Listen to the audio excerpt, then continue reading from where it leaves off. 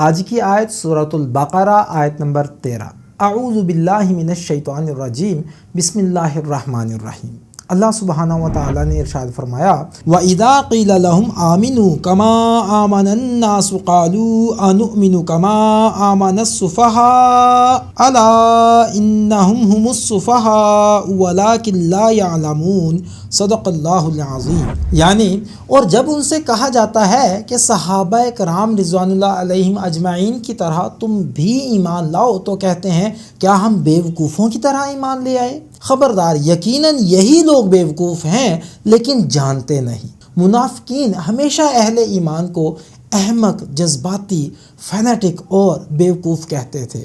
انہیں لگتا تھا کہ دین پر چلنے والے اپنے نفع نقصان کی فکر نہیں کرتے، خطرات کی پرواہ نہیں کرتے، دنیاوی حساب کتاب نہیں رکھتے۔ آج بھی یہی جملہ ہر دور میں گونجتا ہے، یار اتنا سیدھا مت بن، تھوڑا سمارٹ بن، یہ دین والی سختیاں چھوڑ، یہ زمانہ پریکٹیکل ہونے کا ہے۔ اصل میں کون بیوقوف ہے؟ قرآن اعلان کرتا ہے، الا انہم ہم السفہاء، یعنی اصل بیوقوف وہ ہیں جو آخرت بھول کر دنیا پر تکیہ لگائے بیٹھے ہیں۔ وہ سمجھتے ہیں کہ حقیقی کامیابی وہ ہے جو دنیا میں نظر آئے، جبکہ ایمان والے جانتے ہیں کہ اصل زندگی آخرت کی ہے۔ آج بھی دین کی بات کرنے والا انتہا پسند، پاگل، شدت پسند کہلاتا ہے۔ جو شخص نماز، حلال و حرام، تربیت اولاد، غیر اللہ کی حاکمیت کے خلاف بات کرے، اسے کہہ دیا جاتا ہے وہ بس جذباتی ہے، پریکٹیکل نہیں۔ مگر قرآن اعلان کرتا ہے ایمان پر قائم رہنے والا سب سے زیادہ عقل مند ہوتا ہے، کیونکہ اسے معلوم ہے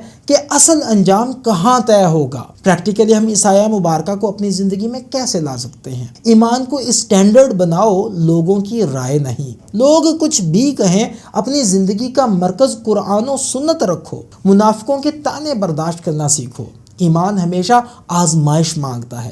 تانے، مذاق، دباؤ سب پروف آف ایمان ہیں۔ دنیا کی بجائے آخرت کے زاویے سے فیصلہ کرو۔ ہر بڑا فیصلہ یہ سوچ کر کرو کہ آخرت میں اس کا انجام کیا ہوگا۔ اہل ایمان کی صحبت اختیار کرو۔ ایمان کا سفر تنہائی نہیں چاہتا۔